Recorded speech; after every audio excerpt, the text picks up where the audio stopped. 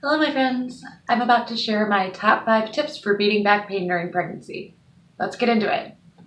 So my first tip has to do with your posture.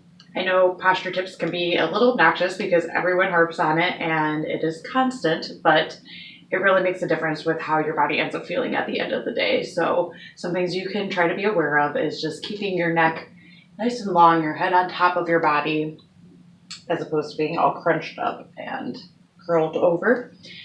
Similarly, bringing shoulders down and back, feeling that your chest is nice and open. If you pay attention to your tummy and imagine that there's a beam of light shining from your belly button, we'd always like that beam of light to ideally be shining straight ahead or down towards the floor.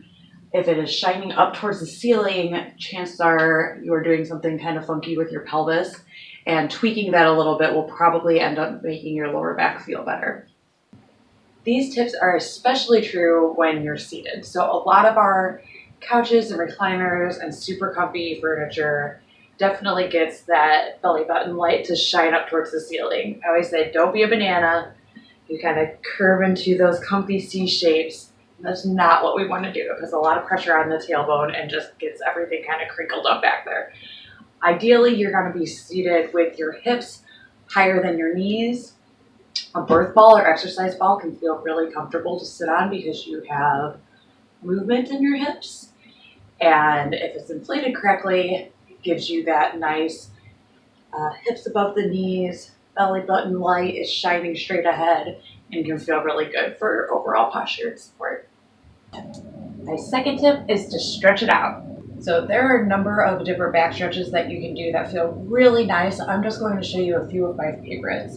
So if you're down on the floor getting into hands and knees and just doing a cat pose, so like a scared or angry cat, you're going to arch your back and kind of tuck your tailbone under you and then go back into a flat back position. One more time, just arching your back, a little bit of a tuck, and then flat back position. It feels really nice. So while you're here, you can also go ahead and do some big hip circles. So we're just going to go around and jutting my hip out, really exaggerating these movements through my hips. Oh, it feels so nice. Don't forget to go the other way.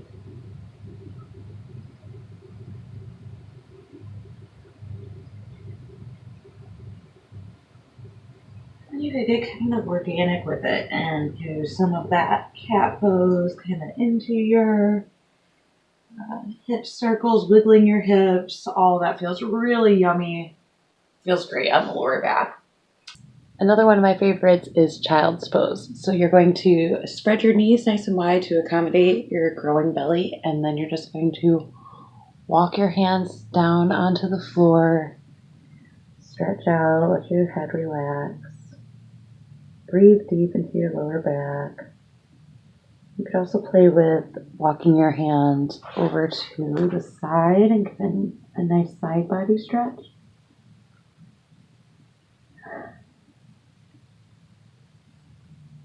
And whatever you do on one side, you want to repeat on the other side.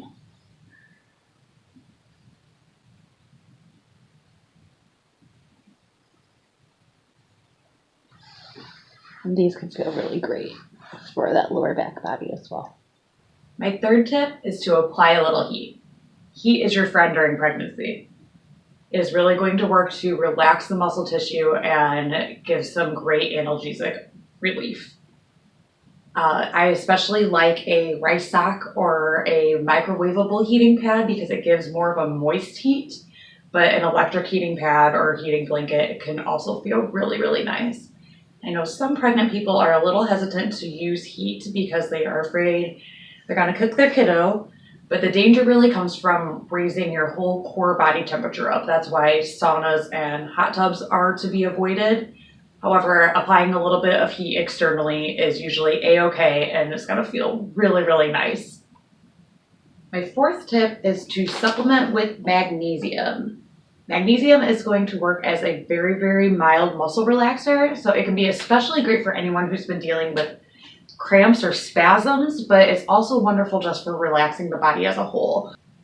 So one of the easiest ways to do this is to add some Epsom salts into a warm bath, and you're going to get the benefit of the heat, the water making your body all nice and buoyant and weightless, and also the magnesium affecting your muscles. You could also apply magnesium to a foot soak and just soak your feet for 15 to 20 minutes. That will absorb through the skin and give your whole body a relaxed effect. You can also buy magnesium in a spray form. So this I apply to my feet. My directions say 4 to 5 sprays per foot per day.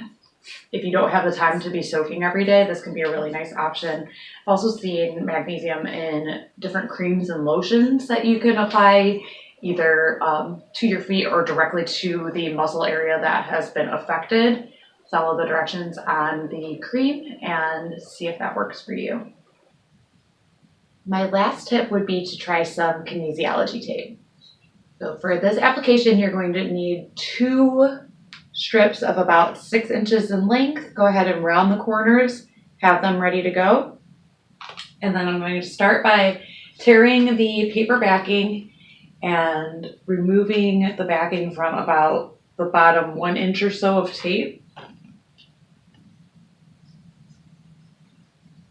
Back exposed. And I'm going to apply this. I'm actually going to reach underneath my pants and underwear to apply this right above my tailbone. And doing the same thing with your other piece. So tearing about 1 inch from the bottom, peel that paper backing right off, and apply this to your tailbone area with no stretch on it. You're just going to lay it flat. From here, you're going to go ahead and bend over. You want to get a nice stretch through your back when you're applying the tape.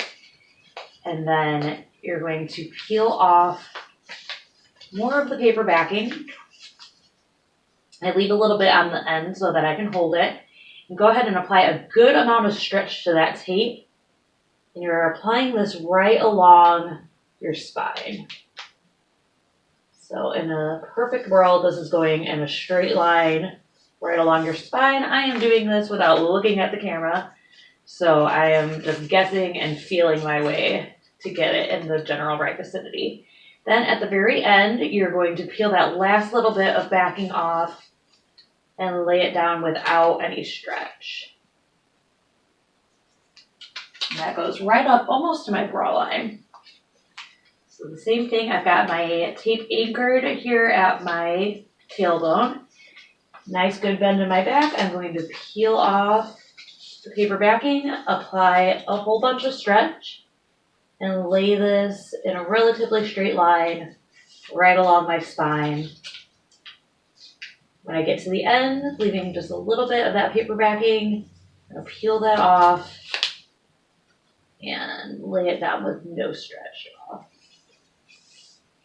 So if it's not completely perfectly straight, I can actually feel that I went a little bit off. That's okay. As long as you're getting about 80% of the muscle, it's going to do what we want it to do. When you come back up, you might notice that the tape may wrinkle just a little bit. That's perfect. And almost immediately you can feel that it will give you a little bit of relief. Bonus tip, go get a professional massage. I know some people think of this as a luxury, but if you consider the impact on your overall quality of life afterwards, it can be really worth the investment, especially if you're dealing with pain regularly. So a qualified massage therapist is going to treat so much more than just your back. We treat the whole body. So your chest and shoulders, your back, your hips, your legs, abdomen, all of those areas can affect how your back is feeling, and getting it worked on by a professional can make a world of difference. So I highly recommend that you treat yourself at least one time in your pregnancy. Ask for this on your baby shower. Ask for this for birthdays and holidays. You're not going to regret going to see a professional. So there you have it. I hope you found at least one of these tips to be helpful for you, and I would love to hear about your experience in the comment section below. Thanks for watching.